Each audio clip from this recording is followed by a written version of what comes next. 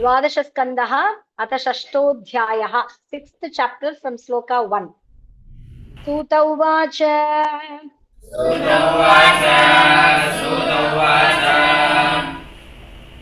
एतन्निशम्य मुनिना विहितं परीक्षित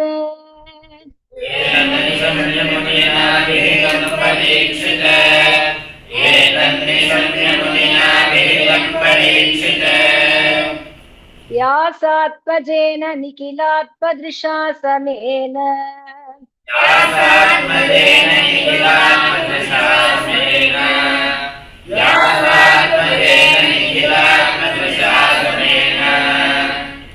तत्पादमूलमुपसृत्य न तेन मूर्ध्ना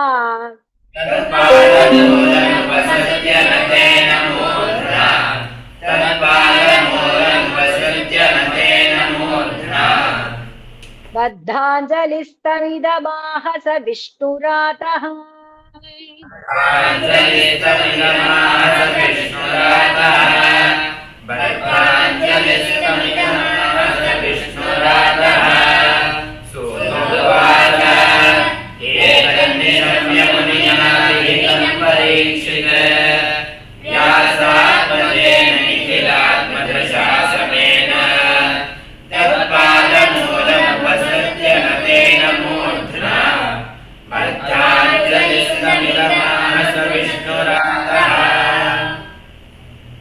राजोवाच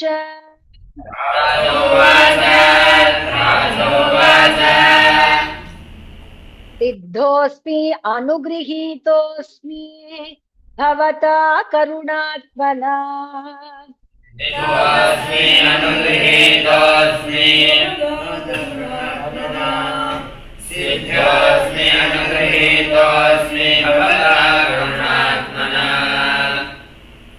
श्रावितो यच्च मे साक्षात् अनादिनिधनो हरिः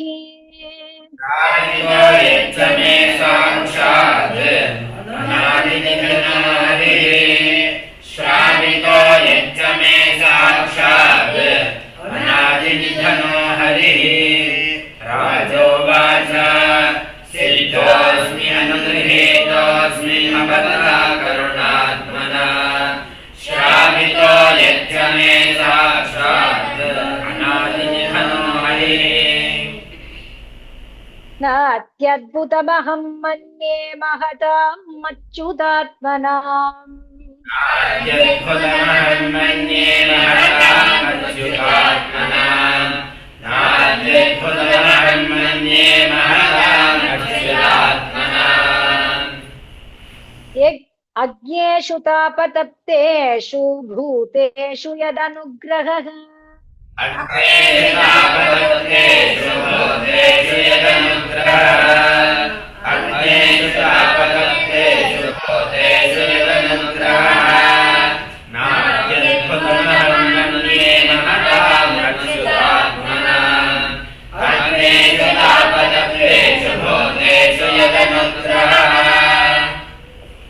पुराणसंहितामेतामस्रौष्म भवतो वयम्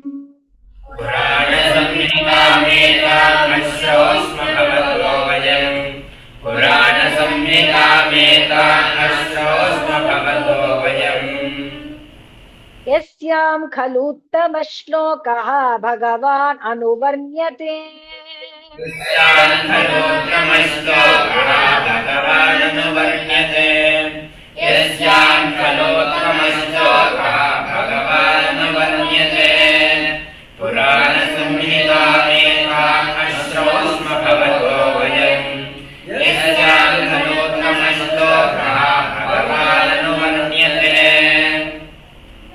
भगवन्तक्षकादिभ्यः मृत्युभ्यो न बिभेम्यहम्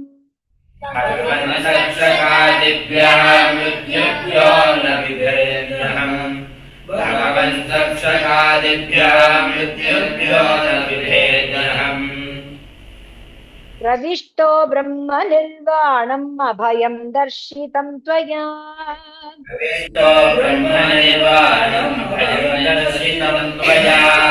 प्रविष्टो ब्रह्मनिर्वाणम् अभयं दर्शितं त्वया भगवन् भवन्तक्षकादिभ्यो मृत्युभ्यो न बिभेद्यनम् प्रविष्टो ब्रह्मनिर्वाणम् अभयम् दर्शितम् त्वया अनुजानीहि मां ब्रह्मन् वाचं यच्छाम्यदोक्षजे जानीहि मां ब्रह्मन् वाचं यच्छाम्यदोक्षते जानीहि मां ब्रह्मन् वाचं यच्छाम्यदोक्षते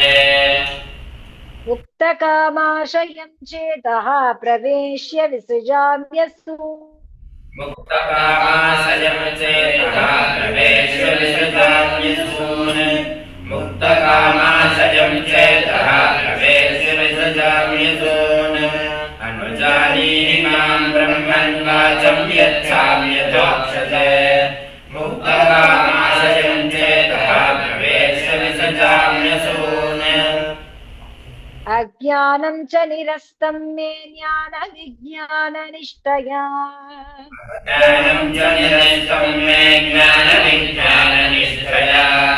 अज्ञानं च निरस्तं मे ज्ञानविज्ञाननिष्ठया भवता दर्शितं क्षेमं परं भगवतः पदम् भवता दर्शितं क्षेमं परं भगवतः पदम् भवता दर्शितं क्षेमं परं भगवतः पदम्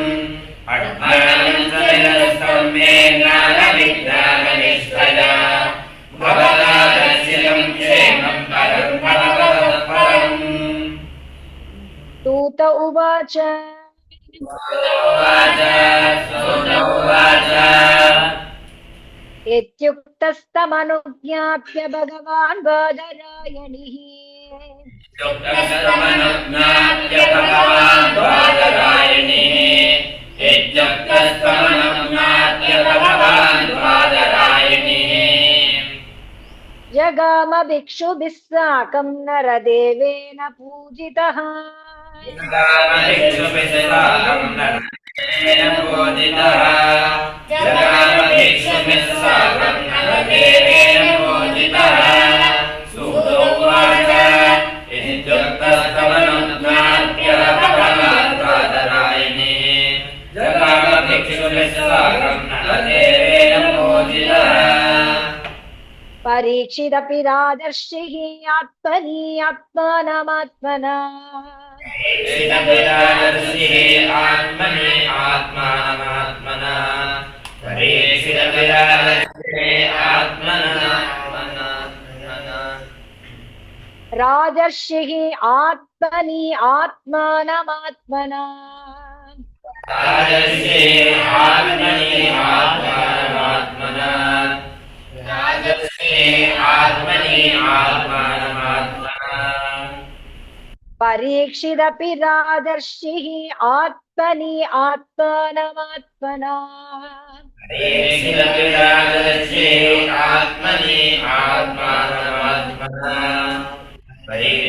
परीक्षितविराजर्षिः आत्मनि आत्मानमात्मना समाधाय परं दध्यौ वस्पन्दासुर्यथा तरुः समाधाय परं दद्यो वस्पन्दासुर्यथा तरुः समाधाय परं दद्यो वस्पन्दासुर्यथा तरुः परीक्षितविराजर्षिः आत्मनि आत्मानमात्मना समाधाय परं दद्यो वस्पन्दासुर्यथा तरुः प्राक्कूले बर्हिष्यासीनः गङ्गाकूल उदन्मुखः प्राक्कूले बर्हिष्यासीनः गङ्गाकूल उदन्मुखः प्राक्कूले बर्हिष्यासीनः गङ्गाकूल उदन्मुखः ब्रह्मभूतो महायोगे निस्सङ्गः छिन्न संशयः ब्रह्मभूतो महायोगी निस्सङ्गः छिन्न संशयः ब्रह्मभूतो महायोगी निस्सङ्गः छिन्न संशयः प्राक्कूले बर्हिष्यासीनः गङ्गाकूल उदन्मुखः ब्रह्मभूतो महायोगी निस्सङ्गः छिन्न संशयः तक्षकः प्रहितो विप्राः क्रुद्धेन द्विजसूनुना सखा प्रहितो विप्राः क्रुद्धेन द्विजसूनुना तक्षका प्रहितो विप्राः क्रुद्धेन द्विजसूनुना हन्तु कामो नृपं गच्छन् ददर्श पथि कश्यपम् हन्तुकामो नृपं गच्छन् ददर्श पथि कश्यपम् हन्तुकामो नृपं गच्छन् ददर्श पथि कश्यपम् तक्षकः प्रहितो विप्राः क्रुद्धेन द्विजसूनुना हन्तुकामो नृपं गच्छन् ददर्श पथि कश्यपम् तं तर्पयित्वा द्रविणैः निर्वक्ष्य विषहारिणम् तं तर्पयित्वा द्रविणैर्वन्द्य विषहारिणम् तं तर्पयित्वा द्रविणैर्वन्द्य विषहारिणम् द्विजरूप प्रतिच्छन्नः कामरूपः दशन् नृपम् द्विजरूपप्रतिच्छन्नः कामरूपो दशन् नृपम् द्विजरूपप्रतिच्छन्नः कामरूपो दशन् नृपम् तं तर्पयित्वा द्रविणैर्वन्द्य विषहारिणम् द्विजरूपप्रतिच्छन्नः कामरूपो दशन् नृपम् ब्रह्मभूतस्य राजर्षेः देहो हि गरलाग्निना ब्रह्मभूतस्य राजर्षेः देहो हि गरलाग्निना ब्रह्मभूतस्य राजर्षेः देहो हि गरलाग्निना बभूव भस्मसात् सद्यः पश्यतां सर्वदेहिनाम् भस्मसात् सद्यः पश्यतां सर्वदेहिनाम् बभूव भस्मसात् सद्यः पश्यतां सर्वदेहिनाम् ब्रह्मभूतस्य राजर्षेः देहो हि गरलाग्निना बभूव भस्मसात् सद्यः पश्यतां सर्वदेहिनाम् आहाकारो महानासीत् भुवि खेदिक्षु सर्वतः आहाकारो महानासीत् भुवि खेदिक्षु सर्वतः आहाकारो महानासीत् भुवि खेदिक्षु सर्वतः विस्मिता ह्यभवन् सर्वे देवासुरनरादयः विस्मिताय भवन् सर्वे देवासुरनरादयः विस्मिताय भवन् सर्वे देवासुरनरादयः आहाकारो महानासीत् भुवि खेदिक्षु सर्वतः विस्मिताय भवन् सर्वे देवासुरनरादयः देवदुन्दुभयो नेदुः गन्धर्वाप्सरसो जगुः देवदुन्दुभयो नेदुः गन्धर्वाप्सरसो जगुः देवदुन्दुभयो नेदुः गन्धर्वाप्सरसो जगुः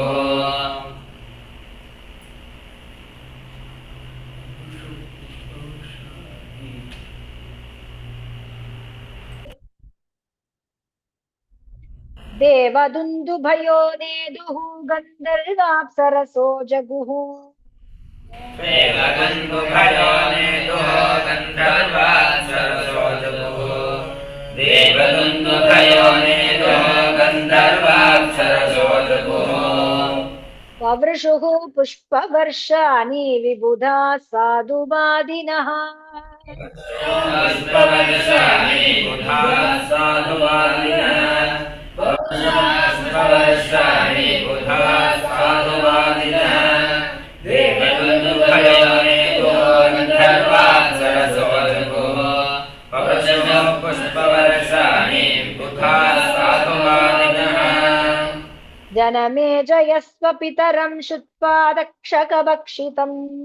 जनमेजयस्व पितरं श्रुत्वा दक्षकभक्षितम् जनमेजयस्व पितरं श्रुत्वा दक्षकभक्षितम् यथा जुहाव संक्रुद्धः नागान् सत्रे सह द्विजैः संक्रुद्धः नागान् सत्रे सह द्विजैः यथा जुहाव संक्रुद्धः नागान् सत्रे सह द्विजैः जनमेजयस्व पितरं श्रुत्वा दक्षकभक्षितम् यथा जुहाव संक्रुद्धो नागान् सत्रे सह द्विजैः सर्पसत्रे समिद्धाग्नौ दह्यमानान् महोरगान् सर्पसत्रे समिद्धाग्नौ दह्यमानान् महोरगान् सर्पसत्रे समिद्धाग्नौ दह्यमानान् महोरगान् दृष्ट्वेन्द्रं भयसंविघ्नः तक्षकः शरणं ययौ दृष्ट्वेन्द्रं भयसंविघ्नः तक्षकः शरणं ययौ दृष्ट्वेन्द्रं भयसंविघ्नः तक्षकः शरणं ययौ सर्पसत्रे समिद्धाग्नौ दह्यमानान् महोरगान् दृष्ट्वेन्द्रं भयसंविघ्नः तक्षकः शरणं ययौ अपश्यन् तक्षकं तत्र राजा परीक्षितो द्विजान् पश्यन् तक्षकं तत्र राजा परीक्षितो द्विजान् अपश्यन् तक्षकं तत्र राजा परीक्षितो द्विजान् उवाच तक्षकः कस्मान्न दह्येतो रगाधमः उवाच तक्षकः कस्मान् दह्येतो रगाधमः उवाच तक्षकः कस्मान् दह्येतो रगाधमः उवाच तक्षकः कस्मात् न दह्येतो रगाधमः उवाच तक्षकः कस्मात् दह्येतो रगाधमः उवाच तक्षकः कस्मात् दह्येतो रगाधमः अपश्यन् तक्षकं तत्र राजा परीक्षितो द्विजान् उवाच तक्षकः कस्मात् दह्येतो रगाधमः तं गोपायति राजेन्द्र शक्रः शरणमागतम् तं गोपायति राजेन्द्र शक्रः शरणमागतम् तं गोपायति राजेन्द्र शक्रः शरणमागतम् तेन संस्तम्भितः सर्पः तस्मानाग्नौ पतत्यसौ तेन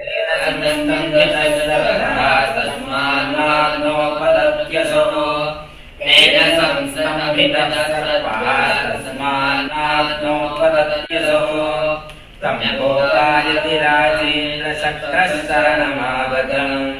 तेन संस्तम्भितः सर्पः तस्मान्नाग्नोपतत्यसौ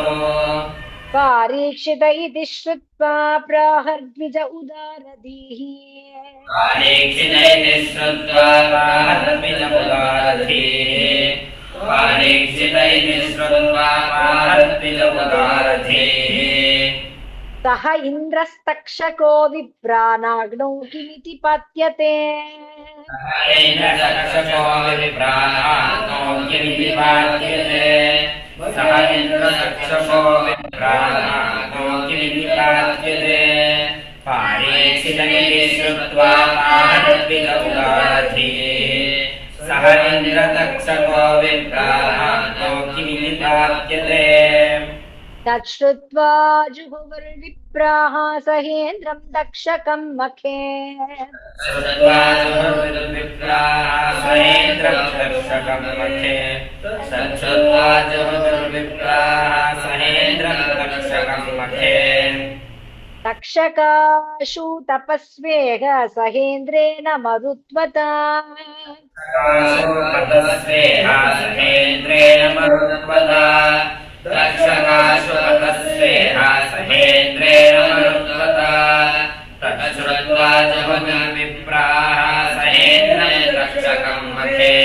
तक्षकाशु सहेन्द्रेण मरुत्वता इति ब्रह्मोदिताक्षेपैः स्थानारिन्द्रः प्रचालितः ब्रह्मोदिताक्षेपैः स्थानादिन्द्रः प्रचालितः इति ब्रह्मोदिताक्षेपैः स्थानादिन्द्रः प्रचालितः बभूव सम्भ्रान्तमतिः स विमानः स तक्षकः सम्भ्रान्तमतिः स विमानः स तक्षकः बभूव सम्भ्रान्तमतिः स विमानः स तक्षकः इति ब्रह्मोदिताक्षेपैः स्थानादिन्द्रः प्रचालितः बभूव सम्भ्रान्तमतिः स विमानः स तक्षकः तं पतन्तं विमानेन सह तक्षकमम्बरात् तं विमानेन सह तक्षकमम्बरात् तं पतन्तं विमानेन सह तक्षकमम्बरात् विलोक्य अंगीरसः प्राह राजानं तं बृहस्पतिः विलोक्याङ्गिरसः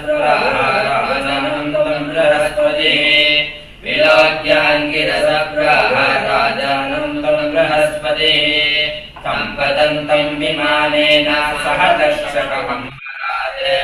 विलोक्याङ्गिरसः प्राह राजानं तं बृहस्पतिः नैष त्वया मनुष्येन्द्रवदमर्हति सर्पराट् त्वया मनुष्येन्द्रवदमर्हति सर्पराट् नैष त्वया मनुष्येन्द्रवदमर्हति सर्पराट् अनेन पीतममृतम् अथवा अजरामरः अनेन पीतममृतम् अथवा अजरामरः अनेन पीतममृतम् अथवा अजरामरः नैष त्वया मनुष्येन्द्रवदमर्हति सर्पराट्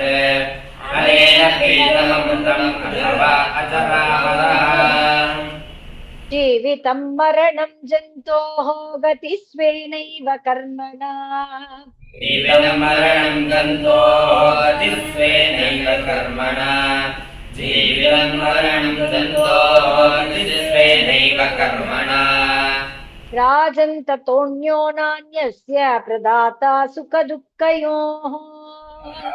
ततोऽन्यो नान्यस्य प्रदाता सुखदुःखयोः राजन् ततोऽन्यो नान्यस्य प्रदाता सुखदुःखयोः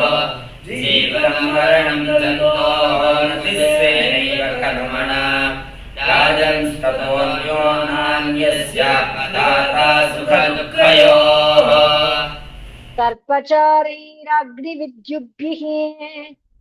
सर्पचौराग्निविद्युद्भ्यः क्षुद्रव्याध्यादिभिर्नृप सर्पचौराग्निविद्युद्भ्यादिभिर्नृप सर्पचौराग्निविद्युद्भ्यादिभिर्नृप पञ्चत्वमृच्छते जन्तुः भुङ्क्त आरब्ध कर्म तत् पञ्चत्वमृच्छते जन्तुः भुङ्क्त आरब्ध कर्म तत् पञ्चत्वमृच्छते जन्तुः भुङ्क्त आरब्ध कर्म तत् सर्पचौराग्निविद्युद्भ्यादिभिर्नृप पञ्चत्वमृच्छते जन्तुः भुङ्क्त आरब्ध कर्म तत् तस्मात् सत्रमिदं राजन् संस्थीयेताभिचारिकम् तस्मात्सत्रमिदं राजन् संस्थीयेताभिचारिकम् तस्मात् सत्रमिदं राजन् संस्थीयेताभिचारिकम् सर्प अनागसो दग्धा जनैर्दिष्टं हि भुज्यते सर्पानागसो दग्धा जनैर्दिष्टं हि भुज्यते सर्पानागसो दग्धा जनैर्दिष्टं हि भुज्यते तस्मात् सत्रमिदं राजन् संस्थीयेताभिचारिकम् सर्पानागसो दग्धा जनैर्दिष्टं हि भुज्यते श्री अरये नमः श्री अरये नमः श्री अरये नमः